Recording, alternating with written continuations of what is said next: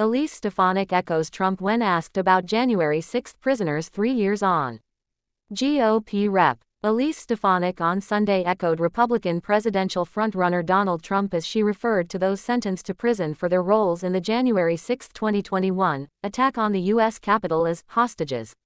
"I have concerns about the treatment of January 6 hostages. I have concerns. We have a role in Congress of oversight over our treatment of prisoners, and I believe we're seeing the weaponization of the federal government against not just President Trump, but we're seeing it against conservatives," the New York Republican said on NBC's Meet the Press.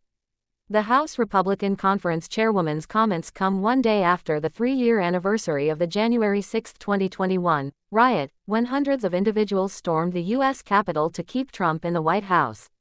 Over 1,200 Americans have been charged criminally for their alleged actions during the riot, and over half of the more than 890 found guilty of federal crimes have been sentenced to prison time, according to the Justice Department.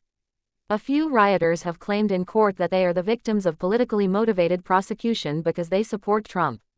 But federal judges, including those appointed by Trump, have rejected these arguments. Republican former Rep. Liz Cheney blasted Stefanik for calling those imprisoned for their actions during January 6 hostages, referring to the term as disgraceful. That word she used is exactly the word that Donald Trump uses. And that's why she's using it. And it's outrageous, and it's disgusting, Cheney said on CBS, Face the Nation. These are people who were involved in violence against police officers in the assault on the Capitol, and it's disgraceful for Donald Trump to be saying what he's saying. Following the Capitol attack, Stefanik made a speech on the House floor condemning political violence but still challenged the certification of Pennsylvania's votes from the 2020 election. "I stand by my comments that I made on the House floor. I stood up for election integrity, and I challenged and objected to the certification of the state of Pennsylvania because of the unconstitutional overreach," Stefanik said Sunday. "So, I absolutely stand by my floor speech. I am proud to support President Trump. There is no evidence of voter fraud or unconstitutional overreach in Pennsylvania, or any state, in the 2020 election." Asked whether she would certify the 2024 election, no matter who wins, Stefanik would not commit. "We will see if this is a legal and valid election.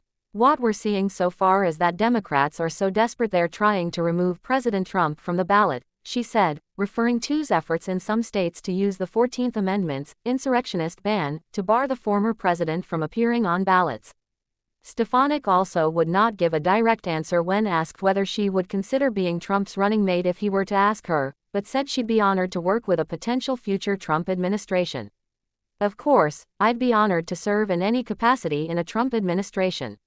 I'm proud to be the first member of Congress to endorse his re-election. I'm proud to be a strong supporter of President Trump, and he's going to win this November," Stefanik said.